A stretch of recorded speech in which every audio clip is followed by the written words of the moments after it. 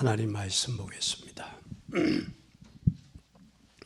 하나님 말씀은 사사기 9장 1절에서 6절까지 보겠습니다.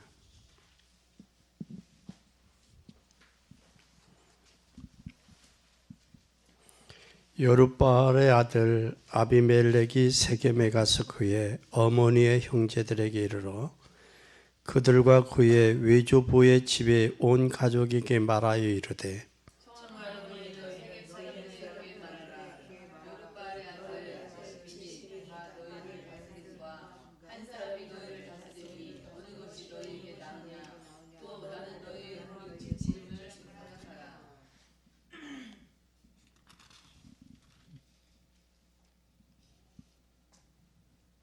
그의 어머니의 형제들이 그를 위하여 이 모든 말을 세겜의 모든 사람들의 귀에 말하매 그들의 마음이 아비멜렉에게로 기울어서 이르기를 그는 우리의 형제라 하고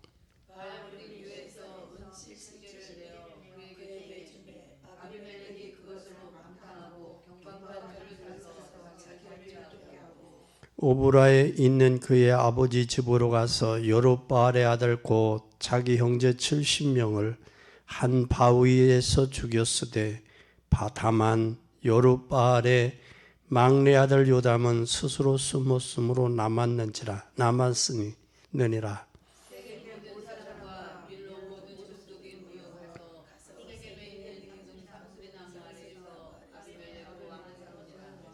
아멘. 오늘 이 아비멜렉, 이 야심과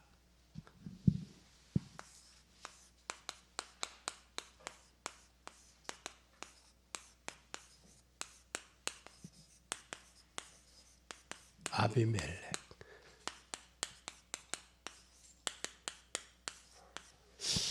왜 야신가였을까? 오늘 여러분 이 야신가 아비멜렉을 보면서 우리는 큰 응답을 찾아내야 되겠습니다.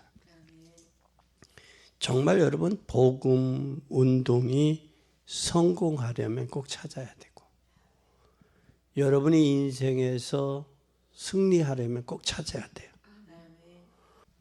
오늘 여러분의 설교를 잘 이해하고 오늘 이 아비멜렉, 야심과 아비멜렉 은혜 받고 야심과 아비멜렉이 아닌 오늘 하나님의 믿음의 역사가 나타나기를 바랍니다. 이 아비멜렉은 형제를 70명을 죽이고 자기가 뭐가 됐어요? 왕이 됐어요. 근데 여기 기드온이 부인을 많이 얻었어요. 그것으로 인해서 자식이 70명이 된 거예요. 그러니까 이 아비멜렉은 본부인의 자식이 아닌 첩의 자식이야. 그러면 그런 관점에서 우리가 보면 첩의 자식은 얼마나 많이 자라면서 상처가 있겠냐고. 그 상처 때문에 그 야심을 드러냈어요. 드러냈는데 형제를 70명을 죽이고 자기가 왕이 되는 거예요. 그런 걸 보면 이 상처가 참 무섭다. 사단의 통로가 되고 그것 때문에 한 사람을 죽이는 것도 아니고 70명의 그것도 형제들을 죽이는 그런 끔찍한 사건을 가지고 와요. 그래서 오늘 그런 사건이 사사기에 나왔는데 아직 왕을 세울 때도 아닌데 근데 자기가 왕이라는 거예요. 자기가 왕이라는 거예요. 그래서 오늘 우리는 진짜 여러분 응답받고 정말 축복받고 영원히 안 망하기 위해서 복음을 정말 붙잡는 여러분이 되기를 바랍니다. 근데 자기 야심이 있으면 교회 안에서도 다툼이 일어나요. 이 사람도 결국은 어떻게 보면 가슴속에 복음이 들어가야 되는데 다른 게 들어가니까 싸우는 거예요. 그래서 우리는 진짜 가슴속에 복음이 들어가야 사단이 활용이 안 돼요. 활용 도구가 된다고. 그래서 오늘 여러분 복음의 뿌리 안 내린 상태에서 다른 게 들어가니까 문제가 나야 되죠. 문제가 되는 거예요. 그래서 여러분 하나님이 없으니까 그런 건데 오늘 아비멜렉을 보면서 이것이 얼마나 무서운지 빨리 캐치하고 치유받아야 돼요. 그러면 우리는 뭘 해야 되느냐? 반드시 준비를 해야 돼요. 준비를 철저하게 해야 돼요. 무슨 준비를 철저하게 해야 되느냐? 복음 받은 사람은 그렇게 돼요.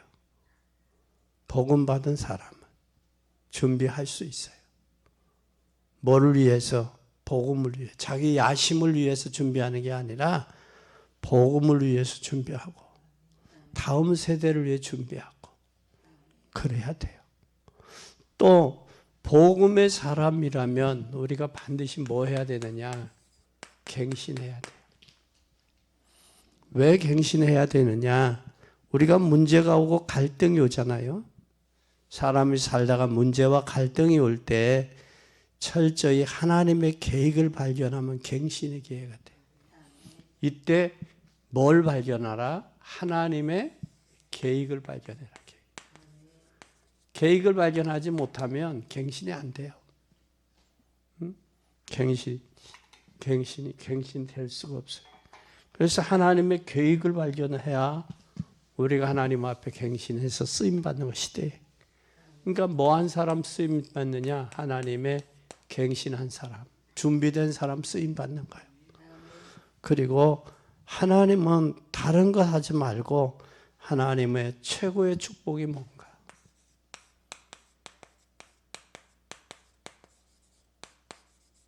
최고의 축복이 뭘까? 오늘 우리는 이걸 찾아내야 돼. 우리가 절대 다른 것 없어요. 최고의 축복은 우리가 가지고 있어요. 근데 여기 아비멜렉이 보면서 몇 가지 깨달아야 될 것은 그 아버지 기드온이 성공했어요. 근데 그런 기드온에 많은 아내들이 있었어요. 그 아내들을 통해서 자녀들 때문에 온 문제가 오늘날 여러 세대에 우리에게 교훈을 주고 있어요. 그래서 우리는 자녀들을 믿음으로 바로 세우지 못하면 뭐가 된다? 문제가 될 수밖에 없어요. 8장 30절 한번 봐요.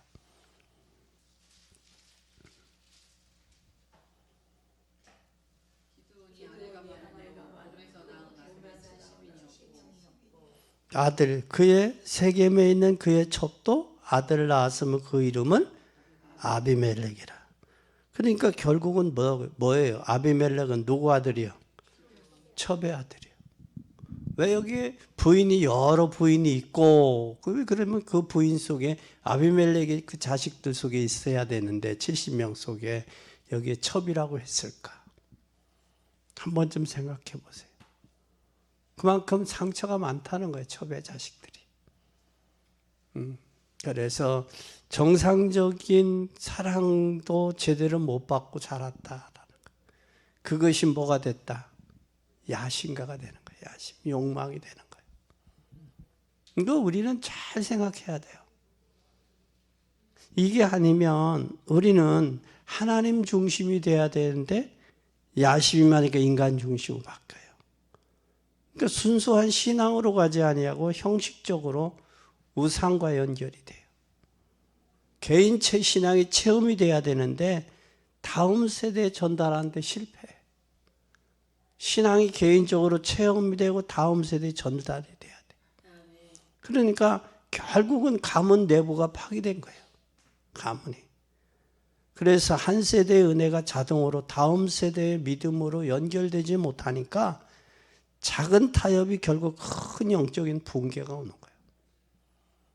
그래서 부모의 숨은 기준이 자녀에게 그대로 전달돼요. 근데 부모의 말이 전달되는 게 아니야. 부모를 통해서 하나님이 중요하다는 사실. 그래서 실제적인 삶, 돈이나 물질이나 성공이나 체면이 중요한 게 아니라 자녀의 말이 아니라 삶을 따라가는 자녀의 삶은 부모의 뭘 따라가느냐? 삶을 따라가는. 신앙을 체험이 아닌 습관으로만 남겼어요. 누가? 기드온이. 그러니까 거기에 70명의 자녀들이 생긴 거예요. 그 70명의 자녀들 속에 그의 첩의 자식인 아비멜렉이 뭐를 가졌어요? 야심을 가졌어요. 야심을 갖고 70명의 형제들을 다 한 바위에서 다 죽여버렸어요. 그러니까 이 여러분 야심이 복음의 진정한 복음이 되지 않고 동기가 있으면 이 동기의 무서운 결과가 이게 나오고 삶의 신앙의 삶이 자녀들에게 전달되지 못하는 이런 엄청난 파국에 달게 돼요. 이것이 말이 아니라 부모의 삶에 변화된 삶의 모습이란 말이에요. 그런데 우리는 상처 그대로 가지고 있단 말이에요. 그러니까 자녀들이 부모의 말을 안 들어요. 상처가지고.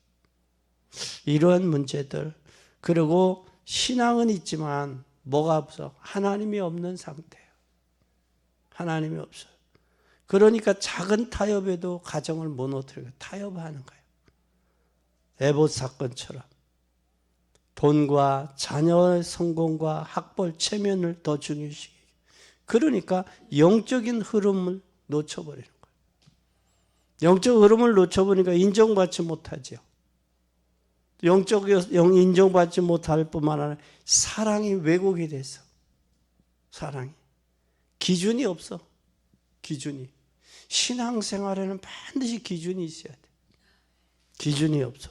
그러니까 결국은 분노하니까 결국은 극단적인 선택하고 극단적인 선택을 하니까 관계가 파괴되는 거예요. 관계가. 여러분 여기 참 중요해요. 관계가 파괴됐다라는 거예요.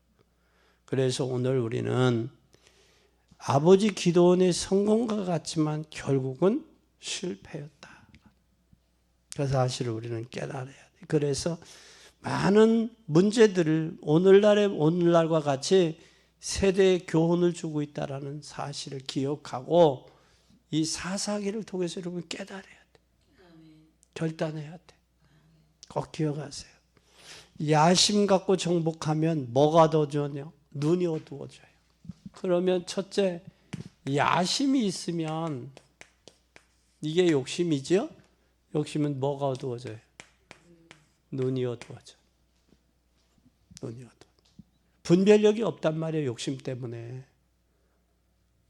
자기 욕심 드러내려고, 자기 야망 드러내려고 지금 돈 가지고 사람들도 사고 사람들의 마음도 혼돈시키고 그러는 거예요. 이게.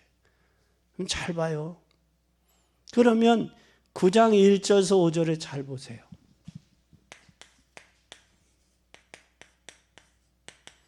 9장 1절에서 5절에 뭐 했어요? 여기에 왕이 되려고 형제 70명을 죽였어. 지금 시간표도 안 돼서 자기가 왕이 될 시간표도 아니야. 지금 애굽에서 있다가 가나안에 들어갔거든. 그러면 백성들을 원해서 세운 것도 아니야. 형제들을 죽이고 자기가 야심을 펼친 거예요.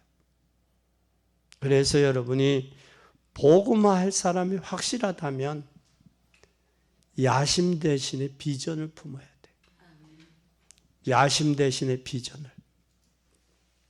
그러면 불신자가 가지고 있는 비전은 성도가 가지고 있는 비전과는 달라야 돼요. 야심은 잠깐 성공한 것처럼 보일 수 있어요. 그러나 비전은 진짜 성공할 사람들이 가지는 거예요. 또 야심은 나중에는 끝에 가서는 반드시 실패한 사람들이 보이지만 비전 끝에는 반드시 성공할 사람들이 가지게 돼요. 야심은 반드시 끝에 가서 실패하지만 성공한 사람이 한 사람도 없어요. 야심가들은.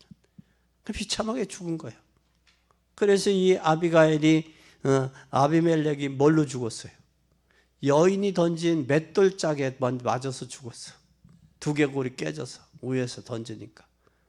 그러니까 창피하잖아. 내가 어떻게 여자한테 맞아 죽을 수 있냐. 창을 든 군사에게, 소년에게, 야, 나를 찔러줘. 나를 제발 좀 찔러줘. 내가 창피해서 여자한테 어떻게 그래 내가 맞아 죽었다고 소문 내가 날 수 있겠냐. 죽는데 뭐 어떻게 소문이 나든 무슨 상관이 있어. 네? 그래서 찔러주고 결국은 자기 스스로 뭐 한 거예요? 살해한 거예요. 그게 자살이야. 스스로 창피하니까. 그게 야심이나 야망이나 욕심이 꺾이면 거기에서 오는 건 엄청난 후유증이 있어요. 우리는 야심 갖지 말고 비전 가져야 돼요. 우리는 세계 복음화의 언약을 잡고 정말 바꾸시기 바랍니다. 여러분이 성공하려면 진짜 하시고 안 망하려도 정말로 하나님 축복을 누리세요. 어떻게 야심 대신에 비전을 품어야지 비전 대신에 야심을 품습니까? 여러분은 비전의 사람이 돼야 돼. 야심의 사람, 욕심의 사람이 돼서는 안 돼. 이게 참 이게 무서운 거예요. 이게 무서운 거예요. 그 욕심 있는 사람이 뭐라고 이야기하느냐면 목사님은 누구만 돈 많은 사람만 좋아해. 목사님은 누구 예쁜 사람만 좋아해. 그게 누구가 있어? 자기의 욕심이 있으니까 욕심이 채워지지 않으니까 그런 소리를 내는 거예요. 그게 바로 뭐예요? 비전이요, 야심이요. 야심이요, 욕심이요. 욕심이요. 욕심이요. 그건 반드시 망해요. 한 사람도 성취된 사람이 없어요. 그러니까 꼭 기억을 하세요. 왕이 되려고 몇 명을 죽였어요? 70명 형제 70명을 죽였어요. 왕이 되려고. 그리고 70명을 죽이고 나서 세겜에서 스스로 왕이 됐어. 하나님이 지금 계획도 없는데 스스로 왕이 된 거예요. 그러니까 야심이 있으니까 하나님의 계획이 안 보이지. 자기 욕심이 앞서지. 그렇죠? 그리고 9장 6절에 보니까 세겜에서 스스로 왕이 돼. 스스로. 세겜에서 스스로 왕이 돼. 스스로 왕이 돼. 그리고 여기에서 9장 46절에 보니까 세겜에서 쳐서 뭐예요?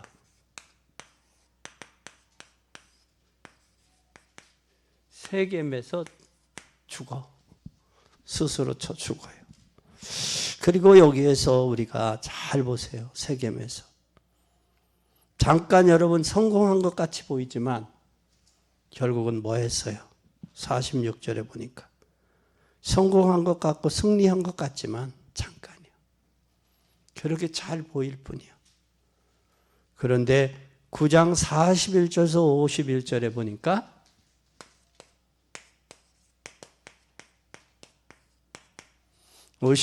보니까 무슨 일이 일어났느냐면 여기에 더베스를 함락하고 취해요. 잠깐 더베스에서 승리하고 성취감도 있겠죠. 그리고 거기서 스스로 왕이 되어 성취감도 있겠죠. 그러나 성경에서는 먼저 기도하라고 해놓고 바울이 너희 마음과 생각을 지킨다 그랬어요. 우리의 마음은 성을 빼앗는 것보다 마음을 지키는 것이 더 중요하다고 그랬어요. 그래서 큰 성을 차지하는 것보다 마음이 안 뺏기는 게 중요한 거예요. 안 뺏기는 거예요. 세상에 사단에게 안 뺏기는 게 중요한 거예요. 욕심에게 안 뺏기는 게. 이게 마음 뺏겨버리니까 다 뺏겨버리는 거예요. 그래서 사람이 마음이 먼저요, 몸이 먼저요. 마음이 먼저예요. 그 마음 뺏기면 뭔가 몸은 자연적 가. 이게 중요한 거예요. 그래서 여기에 53절, 9장 53절에 보니까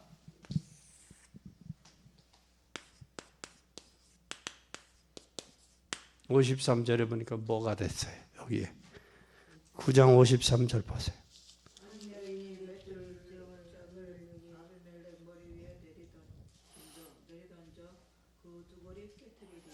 두개골이 깨더래. 두개골이라는 게 머리가 깨진 거예요. 머리가. 두개골이 깨졌어요. 그래서 여기에 머리마저 두개골이 깨졌어요. 그런데 베데스 당대의 아비멜렉이 너무 악질이요. 악질인데 분간도 없이 뛰어. 교회도 분간도 없이 뛰는 사람이 있죠. 자기 욕심이 안 채워지면 그렇다고. 이게 분간도 없이 뛰는 거예요. 그러니까 사람을 막 죽여. 베데스에서 맷돌 던져 자기가 죽으니 두개골이 깨지니까 병기 잡은 소녀에게 뭐라고 하냐, 나를 죽여달라고 그래. 그 급한 상황에서도 여자는 무시한 사상이 그에게 있었어요. 내가 어떻게 여자한테 맷돌 맞아 죽었다고 소문이 나겠냐, 그 얘기야. 그러니까 내가 맷돌에 맞아 죽었다기보다는 저 창 가진 사람한테 내가 찔러 죽였다, 그걸 해요. 근데 역사는 그렇게 얘기해요, 안 해요? 안 한다고. 역사는 안 해요. 우리는 꼭 기억해야 돼. 그래서 9장 54절에 봐요.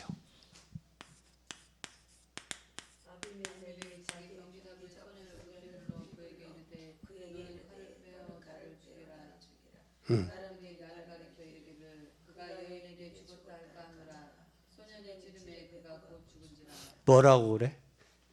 여자한테 죽었다 창피하게 말이야. 그래도 세겜의 왕이고 말이야. 그랬는데 자기가 왕이 되려고, 지도자가 되려고 형제 70명을 죽였는데, 그런데 말이야, 내가 맷돌에 맞아 죽었다, 얼마나 창피하겠냐. 그러니 제발 나를, 병기든 소년에게 나를 좀 제발 나를 죽여다오. 왜? 그 얘기까지 하잖아. 내가 여자한테 맞아 죽었다. 얼마나 자존심 상하겠어. 여자를 사람으로도 취급하지 않았는데 그때 당시. 응? 한번 잘 보세요. 그러면서 오늘 여기에서 우리가 그냥 얘기가 아니에요. 아비멜렉이 그렇게 하면서 생을 마감했는데, 오늘 우리의 기도응답 받기 전에 꼭 확인해야 될 게 있어요. 내가 야심 대신에 뭘 갖자? 비전 갖자. 비전도 하나님의 계획. 그러면 우리가 비전을 가지면 반드시 뭐가 돼야 돼? 영안이 열려야 돼. 영안이 안 열리니까 야심 갖는 거예요. 육신적으로. 육신적인 욕심 갖는 거예요. 채우려고. 우리는 영안이 떠야 돼요. 그리고 야심보다는 비전이 있어야 돼요. 하나님의 계획이 발견돼야 돼요. 두 번째는, 그러면 우리는 육신의 야심을 가진 사람 어떤 일이 일어났느냐. 이 야심 가진 사람, 육신적인 야심 가진 사람의 결과 어떤 일이 일어나는 결과는 잘 보세요. 육신적인 야심 가진 사람의 결과는 뭐냐? 잘 보세요. 어떤 일이 일어났느냐. 동기가 사람이 없을 수는 없지요. 동기는 뭐를 유발해요? 에? 동기는 뭘 유발하죠? 동기는 행동을 유발하죠. 행동. 동기가 있을 때 행동을 하죠. 행동이 옮겨져요. 그런데 동기는 행동하게 되는 원인이기 때문에 좋은 거예요. 그런데 전부 동기가 무슨 동기냐? 영적인 동기가 아니라 육신적인 동기로요. 육신적인. 무슨 동기로 바뀌어야 되느냐? 이게 행동이 육신적인 동기가 아니라 영적 동기로 바뀌어야 돼요. 영적 동기로. 근데 많은 사람들의 동기는 육신적인 동기. 근데 육신적인 결과가 낳는 거예요. 육신적인 결과가 나오는 거예요. 육신을 위해 심는 자는 반드시 육으로부터 썩어질 것을 거두고, 성령을 위해 심는 자는 성령으로 뭘 거둔다? 영생을 거둔다. 우리가 반드시 심는 대로 거둬요. 육을 위해 심느냐, 성령을 위해 심느냐, 영혼을 위해 심느냐, 중요하다고. 그래서 동기는 우리의 행동을 유발한다고. 동기가 없으면 안 되죠. 그런데 그 동기가 영적인 동기여야 된다라는 거예요. 그래야 우리가 안 망해요. 그래야 승리할 수 있어요. 그러면 잘 보세요. 창세기 3장 1절에서 20절 한번 잘 보세요. 아담과 하와가 노아에게 뭐라고 그래? 이 선악과를 먹게 되면 뭐와 같이 된다? 하나님과 같이 된다는 거. 그 마음에 생각하니까 보암직하고 먹음직하고 탐스럽고 지혜스러울 만큼 보였어. 그러니까 이미 뭐가 뺏긴 거야? 마음과 생각이 잡힌 거예요. 그러니까 너는 마음과 생각, 어떤 마음, 육신적인 마음과 생각이 있느냐에 따라서 육신적인 것으로 보이고, 영적인 마음과 영적인 동기가 있으면 영적으로 보게 돼 있는단 말이에요. 영적인 눈이 열리면. 그런데 대다수 사람들은 육신적인 것, 동기와 야망 가진 사람들은 육신적인 동기요, 육신적인. 영적인 동기가 아니라. 그것 때문에 문제가 와요. 또 뿐만 아니라 여러분이 잘 알잖아요. 창세기 6장 1절서 20절 보세요. 여기에 노아 시대, 네피림 시대도 막 전부 뭐예요? 보고 먹고 마시고 시집가고 향락에 놀고 향락에 빠져 있잖아요. 그러니까 여기에 뭐가 맞았어요? 여기에 육신적인 것에 초점 맞췄잖아요. 초점이. 여기는 마음과 생각이 뺏기잖아요. 마음과 생각이. 그러니까 안목이 바뀌는 거죠. 근데 우리는 참 중요해요. 또 뿐만 아니라 창세기 11장 1절에서 8절에 바벨탑 성공하려고 바벨탑 쌓는 것도 똑같잖아요. 그래서 우리가 높이 탑을 쌓아 하나님처럼 높아지고 우리의 이름을 온 지면에 내자. 그리고 우리가 흩어짐을 면하자. 이게 바벨탑이요. 뭐 이름 내려고? 자기 이름, 자기 동기, 자기 욕심. 오늘 이렇게 돼버리니까 뭐가 돼버렸어요? 사사기 9장 1절에서 5절에 뭐가 나온 거예요? 아비멜렉이 나온 거예요. 아비멜렉이 왕이라는 자리에 연연해가지고 자기가 왕이 되겠다고 하는 거예요. 그래서 왕이 되는데 거스리는 70명의 형제들을 다 죽이는 거예요. 그럼 물어봐 사람들에게. 야, 70명이 다스리는 게 낫겠냐? 혼자 다스리는 게 낫겠냐? 그럼 여러분 같으면 어때요? 70명이 다 간섭받는 게 나아? 한 사람 간섭받는 게 나아? 한 사람이. 봐라, 백성들이 이렇게 원하지 않냐? 어? 이 욕심이지. 그렇잖아요? 그것도 투표 제비 뽑은 것도 아니고 투표한 것도 아니고 죽여가지고. 누구하고 똑같아요? 하나님이 자기의 제사를 안 봐요. 그러니까 저 동생을 아벨을 죽이면 하나님이 내 제사 받으시겠지. 욕심이 거기서. 그래서 욕심이 잉태한 즉 죄를 낳고 죄가 장성한 즉 사망을 낳는 거예요. 여기 엄청난 결과가 와요. 그래서 세겜에서 베데스가 사람들을 닥치는 대로 다 죽여. 그래서 하나님이 오죽했으면 맷돌짝으로 내려쳤겠어. 여인을 통해서. 우리는 육신적인 동기를 영적인 동기로 바꾸자. 영적인 동기로. 그리고 다섯 번째 우리 한번 잘 보세요. 다섯 번째. 마태복음 4장 1절에서 10절에 마귀는 예수님에게 와서 전부 육신적인 거 가지고 왔어. 육신적인 거 가지고 이렇게. 첫째는 의식주. 돌이 떡이 되라, 빵이 되라는 거예요. 그리고 두 번째는 뛰어내려라, 명예적인 거.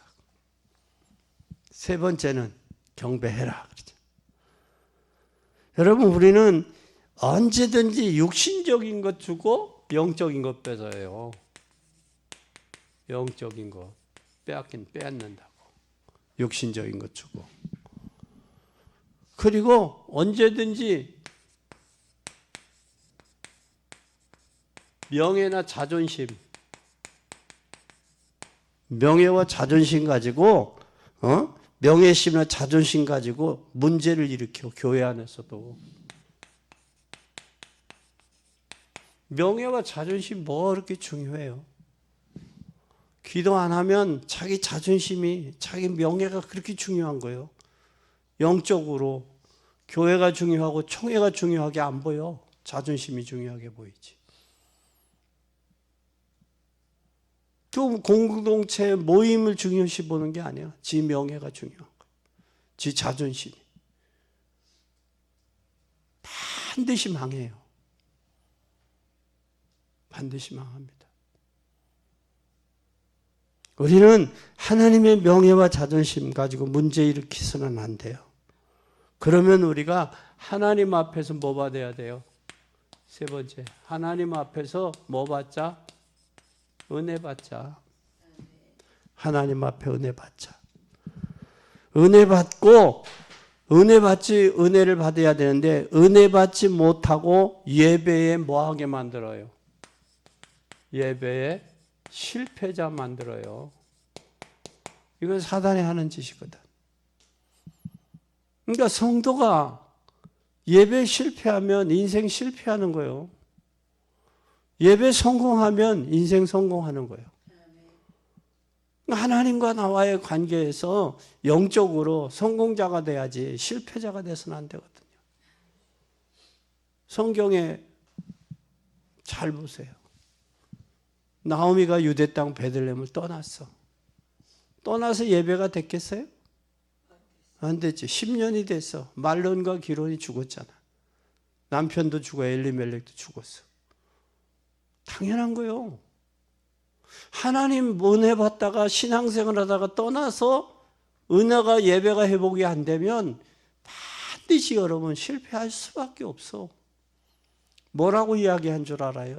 나오미가 돌아왔다. 그 유대 땅 베들레헴에 돌아오니까 나오미가 돌아왔다. 그러니까 나오미가 뭐라고 하라? 나오미라 말하라 하라. 말하는 사르트, 괴로운 인생길이었다. 영적으로 하나님과 은혜 받지 못하고 기도 말씀이 회복되지 못하고 기도 생활이 안 되면 괴로운 인생이요. 여러분 죽자니 죽을 수가 있어. 살자니 살 수가 있어. 어느 날 갑작스레 문제와 사건이 닥치는데 그것 가지고 인간이 해결할 수 있냐고? 해결이 안 되지. 참 어리석은 사람이요. 오늘 우리는 이 사실이 기억이 돼야 돼. 그래서 우리는 전도자가 확실하기 때문에 사사기를 통해서 남은 실패 원인을 뽑아버려야 돼. 나에게. 야심을 비전으로 바꾸고 육신적인 동기를 영적인 동기로 바꾸고 그러므로 우리는 아무것도 하지 말할 말이 아니에요. 거기에서 뭐냐? 최고의 축복을 주시려고 시시한 것, 세상적인 것 정도가 아니라 하나님의 출애굽의 의미를 깨달으라 그 말이에요. 여러분 출애굽의 의미, 하나님이 왜 출애굽시켰어? 왜 출애굽시켜서 왜 가나안을 가게 하셨냐고? 거기에 단순히 우상을 꺾고 그게 아니에요. 하늘과 땅의 모든 권세 가지신 그 주님이 400년 동안 잡혀서 노예됐던 그곳에서 나왔다는 건 엄청난 거예요.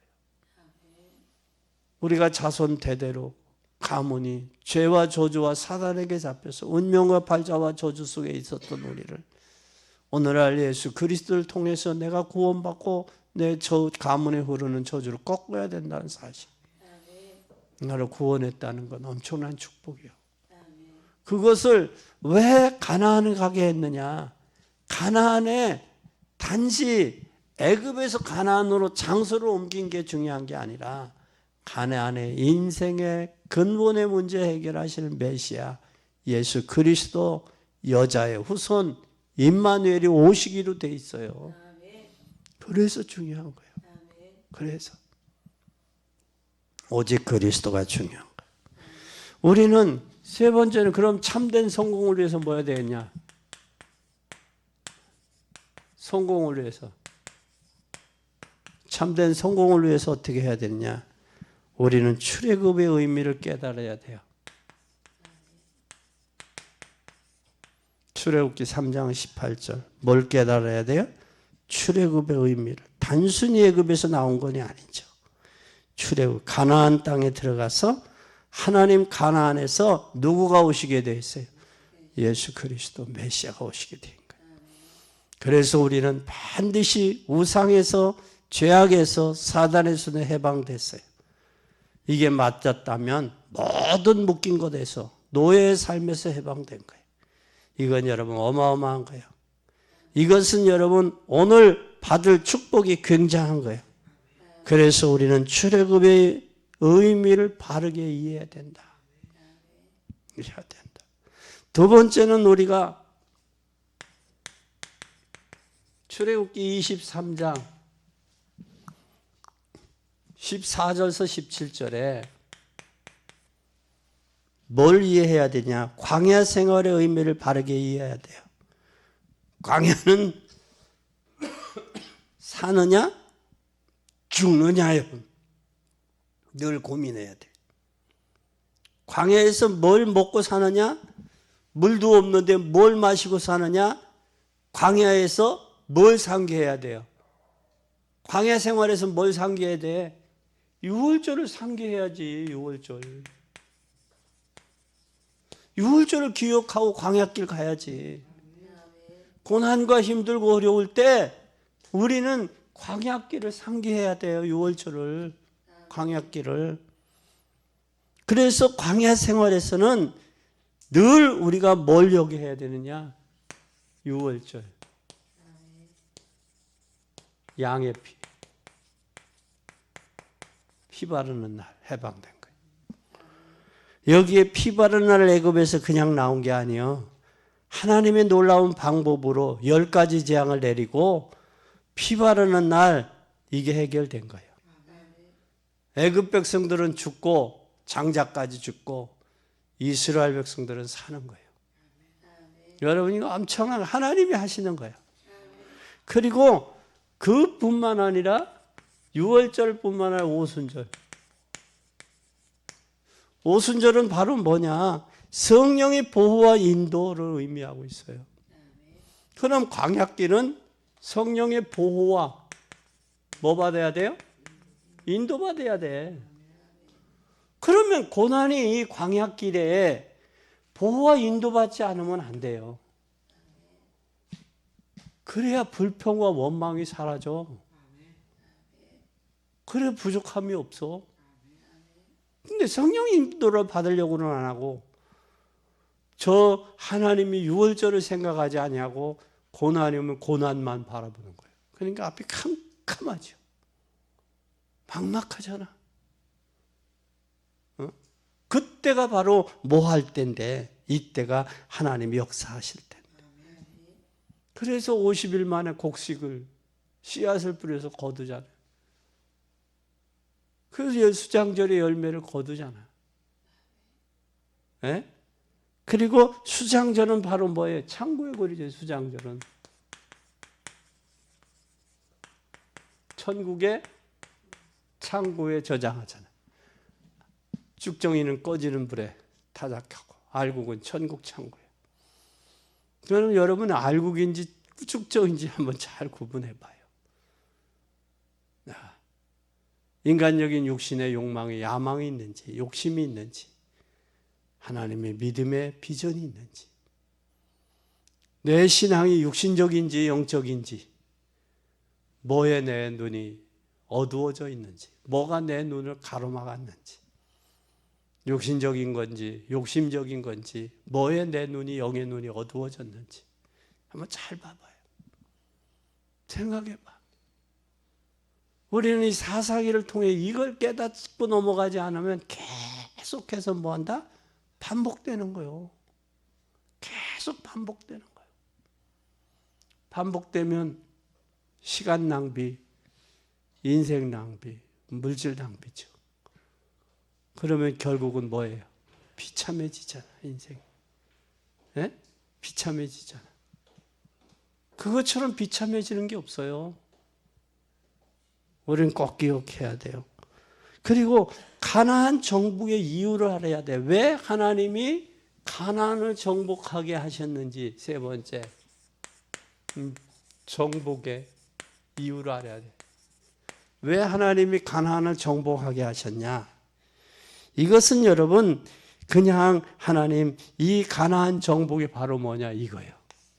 창세기 3장 15절 여자의 후손, 이사야 7장 14절 처녀가 잉태아들 낳을 그 이름 임마누엘이라.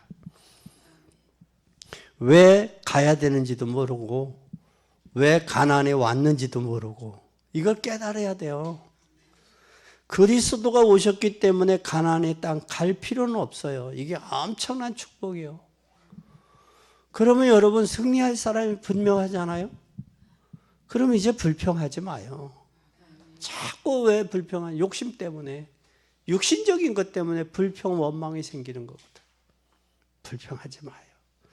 야심을 비전으로 바꾸세요. 신앙생활하다 흔들리지 마세요. 육신적인 동기 바꾸세요. 하나님 앞에 크게 쓰임받은 사람들은 뭐 특징이 있어요. 특징이 시시한 축복이 아니라 최고의 축복이에요. 최고의 축복은 잠깐 있다가 없어지는 성공이 아니에요. 완벽한 성공이에요. 이 언약을 정말 잡으시기 바랍니다. 잡고 전달해 주세요. 우리 후손들에게. 꼭 전달해 주세요. 그리고 우리는 야망 대신 하나님이 주신 뭘 가져야 돼요? 네 번째, 야망 대신 하나님이 주시는 비전을 잡아야 돼요. 비전을. 참된 비전이 뭐냐? 자녀의 축복을 누리는 거예요. 비전은. 뭘 누리는 거예요? 자녀의 축복을 누리는 거예요. 우리는 하나님 자녀잖아요. 자녀의 축복이 있어요. 자녀의 축복을 누리는 거예요. 아멘. 그럼 자녀의 축복을 누리면 우리는 이때 뭐가 오냐? 전도의 축복과 참된 응답이 와요. 자녀의 축복을 누릴 때 참된 전도와 축복을 누려요. 전도의 축복을. 그러면 우리가 축복, 참된 축복과 전도와의 축복과 여기에 뭐가 오냐? 응답이 오는 겁니다. 응답. 이때 응답이 올 때 이때 뭐가 되느냐? 선교회, 세계 선교회 여기에 비전이 생기는 거예요. 세계 선교회 비전이 여기에서 오는 거예요. 자녀의 축복을 누리고 아멘. 전도와 응답과 축복 응답 받으세요. 그러면 선교는 되게 돼 있어요. 그러면 야망만 바꿔도 하나님이 역사하셔요. 하나님은 틀림없이 하실 수 있어요. 이제는 비전을 품으세요. 그렇다면 전도자의 성공은 뭐냐? 다섯 번째, 전도자의 성공이 뭐냐? 전도자의 성공이 뭐냐? 잘 보세요. 전도자의 성공은 바리새인들은 목 잘라버리고 면직시키고 사형시키면 다 될 줄 알았어요. 예수님은. 그런데 우리에게는 시작이에요. 잘 기억해야 돼요. 참 성공은 세상 것과 비교가 안 돼요. 왜냐하면 언약이 여러분의 마음속에 가슴속에 정말 들어간다면 야심 말고 비전.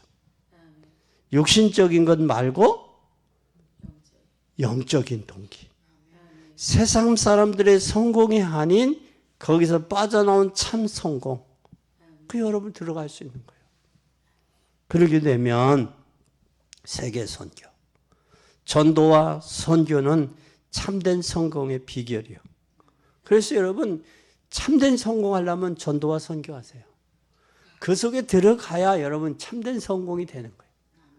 이게 안 되면 성공할 수가 없어요.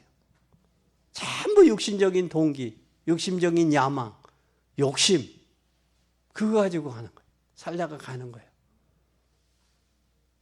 이게 참 비참하잖아요. 결국은 지가 왕이 되려고 70명의 형제들까지 자기가 가지고 있는 그 상처를 가지고 왕이 됐잖아요.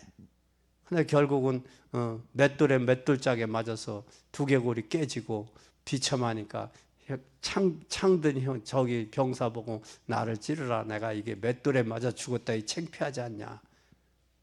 그 결국. 그러니까 결국은 죽어도 창피하게 죽는 거예요. 야망 가지고 욕망 가진 사람은. 비전과 믿음의 비전과 하나님의 영적 영안의 성공이 아니라 죽어도 비참하게 죽는 거예요, 이게. 뭐 가진 사람은, 육신적인 야망 가진 사람, 동기 가진 사람, 욕심 가진 사람은 죽어도 비참하게 죽어요. 뭘로 죽었어? 맷돌짝. 여자한테 그것도. 얼마나 창피해. 일개 왕이. 그렇잖아? 그러니까 여러분 꼭. 그래서 여러분 우리는 성공의 비결은 이 축복을 회복하는 게 성공이야. 여러분 아비멜렉처럼 되지 않기를 예수 그리스도로 축복합니다. 아비멜렉과 같이 여러분 장로가 되지 않기를 주의 이름으로 축복합니다. 안 되면 어려움은 반복되고 계속돼요. 벗어야 돼요. 꼭 조심해. 그러면 결론입니다.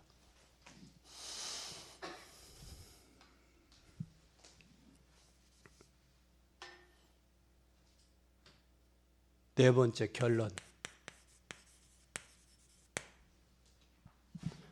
결론은 어떻게 이 축복을 누릴 것이냐. 이 축복을 누리는 건 바로 어떻게 하냐. 어떻게 실천할 거냐. 이 중요한 거예요. 그러면 이제 여러분이 누림의 방법이 최고의 뭐예요? 기도예요. 기도로 누리세요. 그리고 기도로 누르면 언제든지 기도로 누리면 언제든지 눈이 떠져요. 그럼 눈이 떠지면 오늘 시작하는 거예요. 기도의 축복을. 그렇게 되면 뭐가 되어지느냐? 하나님의 최고의 계획이 발견돼. 하나님의 최고의 계획이 발견되면 여기에 나에게 하나님의 계획이 이루어지게 하옵소서. 그 계획을 통해서 비전을 마음에 품게 하옵소서. 눈 뜨자마자 이런 기도가 되지. 이런 기도가 되면서 이때 뭐가 나오냐? 한 가지 실천할 수 있어요. 한 가지. 한 가지 실천이 바로 뭐냐? 잘 보세요. 메시지가 오늘 이것을 해야 돼요. 내가 실천할 수 있도록 메시지 붙잡는 거예요. 그러면 신앙생활이 쉬워요, 어려워요? 쉬워. 왜? 성령이 하나님의 성령으로 나를 역사하시고 하늘 군대를 보내주시고 흑암의 세력을 꺾어주시고 지금 불신앙을 꺾어주시고 하나님의 계획을 이루어지는 날이 되게 하옵소서 기도하는 거예요. 이때에 뭐가 되어지느냐? 지교회나 또 나의 기능선교회나 또 지교회나 기능선교나 선교회, 평신도 선교회. 이게 선교회가 기능과 지교회와 기능과 평신 이것이 바로 전도를 성공할 수 있어요. 그래서 항상 전도를 생각해야 돼. 기도해보고 생각하고 매주 생각해야 돼. 그리고 네 번째, 다섯 번째 어떻게 실천할 거냐 이 전도를. 어떻게 실천할 거냐. 실천해야 돼.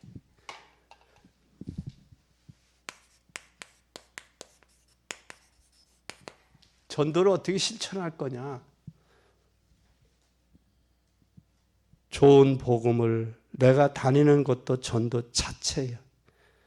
전도할 수 있어요. 그럼 실제적인 실천에 뭐를 짜야 돼요? 실천의 계획을 짜보세요. 계획. 내가 한 주간이 이 7일이잖아요.